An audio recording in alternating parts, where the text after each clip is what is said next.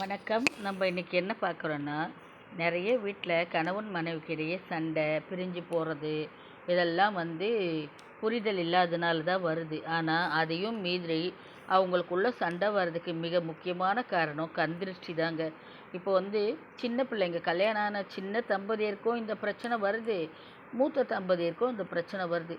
ஒரு சின்ன பசங்க கல்யாணம் ஆகிட்டு நகை நட்டு போட்டுட்டு அவங்க வீட்டுக்காரோட ஒரு சினிமாக்கோ கோவிலுக்கோ எங்கே போயிட்டு வரும்போதும் சுற்றி பார்க்குறாங்க பார்த்தீங்களா. அதில் நல்ல கண் பார்வை, குழந்தைங்க அழகாக போகுது அப்படின்னு நினைக்கிறவங்க கண் பார்வை ஒன்றும் போகாது. பாரு இந்த புடவை எவ்வளோ இருக்கும், பாரு இவங்க போட்டுக்கிற நகை, இப்படியெல்லாம் ஒரு ஆச்சரியமாக பார்க்கும்போது அது கண்திருஷ்டியாக நம்மளை வருது.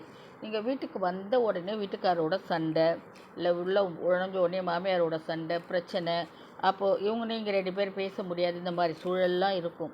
அதே போல் ஒரு 50-60 வயசு தம்பதி கூட போயிட்டு வரும்போது ஒரு வாட்டி வெளியே போயிட்டு வந்தாங்கன்னா அடுத்த வாட்டி போக முடியாது. போயிட்டு வந்த உடனே வீட்டில் சண்டை நடக்கும். அவங்களுக்கும் மனசு இருக்கும்ல, அவங்களுக்கும் கஷ்டம் இருக்கும். இளம் தம்பதியர் தான் கணவர் நம்ம கூட வரணும்னு இல்லை.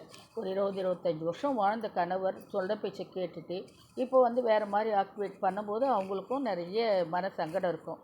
அவங்க எல்லாருமே என்ன பண்ணுங்க, மார்னிங் டைமில் வெள்ளை பஞ்சு திரி வாங்கிட்டு அதை மஞ்சளில் நல்லா நனைச்சி மஞ்சள் கலராக ஆக்கி அதை நல்லா காய வச்சு எடுத்துக்கோங்க. அதை பாக்ஸில் வச்சுட்டு டெய்லி அந்த மஞ்சள் திரி போட்டு நீங்கள் விளக்கு ஏற்றும் போது உங்கள் வீட்டில் இருக்கிற சண்டை படிப்படியாக குறையும். குழந்தைகள் கூட நம்மளுக்கு ஏதாவது புரிதல் இல்லாமல் அவங்க கூட நம்ம சண்டை போட்டுட்ருக்கோன்னா அதுவும் குறையும். அப்புறம் 2வது என்ன பண்ணுறீங்க, ஒரு கிளாஸ் தண்ணி எடுத்து அந்த தண்ணியில் தன்னோட கணவர் பேரை சொல்லி வசின்னு சொல்லி ஒரு உங்களால் முடிஞ்சது மினிமம் 11, மேக்ஸிமம் 108 முறை கூட சொல்லலாம். எத்தனை நாள் சொல்லணும், உங்களுக்கு எத்தனை நாள் சொல்லணும்னு தோணுதோ, வாழ்நாள் முழுவதும் நம்ம வீட்டில் சண்டை வரக்கூடாது அப்படின்னு தோணுதோ வாழ்நாள் முழுவதும் கூட சொல்லுங்களேன். அதை சொல்லிவிட்டு அந்த தண்ணியை நம்ம குடிச்சிடணும். ஓகேவா. கண்ணாடி டம்ளரில் நம்ம இது சொல்லும்பொழுது நம்ம சொல்ல அந்த கண்ணாடி டம்ளரில் இருக்க தண்ணிக்கு அந்த கண்ணாடி டம்ளர் அது அப்படியே எதிரொலிக்கும். நம்ம வீட்டில் நிறைய பிரச்சனைகள் சால்வ் ஆகும். இதெல்லாம் சும்மா ஏதோ ஒன்று சொல்கிறாங்கன்னு நினைக்கிறவங்க கண்டிப்பாக செய்யாதீங்க, அது சும்மாவே போயிடும். சின்ன விஷயமா இருந்தாலும் பெரிய பலனை தரும்னு நினச்சிட்டு செய்ய பாருங்களேன். இது பெரிய அளவில் நம்மளுக்கு ஆக்டிவேட் பண்ணும். இந்த விஷயத்தை சின்ன சின்ன தாந்திரிகத்தெல்லாம் நம்பிக்கையோடு செய்யணுங்க. செய்யும்போது பெரிய பெரிய பலன் கிடைக்கும்.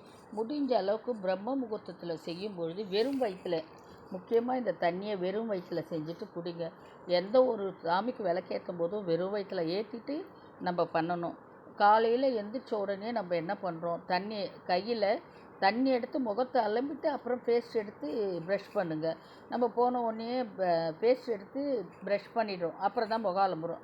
அப்படி பண்ணாதீங்க. போன உடனே தண்ணி உங்கள் கையில் போடணும். வாஷ் பேஷனை திறந்து விட்டுட்டு குழாவில் தண்ணியை பிடிச்சி முகத்தில் அலம்பிடுங்க. அப்படி அலம்பிட்டு உடனே பேஸ்ட் எடுத்து பல் துலக்கிட்டு பூஜை ரூமுக்கு போயிட்டு இந்த சாந்திரிகள்லாம் செய்யும்போது பெரிய பெரிய பலனை தரும். நம்பிக்கையோடு செஞ்சு பாருங்கள். கணவர் உங்கள் பேச்சை கேட்பார். கணவர் உங்கள் பேச்சை கேட்கறத தான் கணவர் நம்மக்கிட்ட வசியமாகறான்னு சொல்கிறோம். கண்டிப்பாக செய்யுங்க. கணவர் வசியமாவார். 20 இருந்தாலும் 60 இருந்தாலும் செய்யுங்க. மன மகிழ்ச்சியோடு இருங்க. தேங்க்யூ.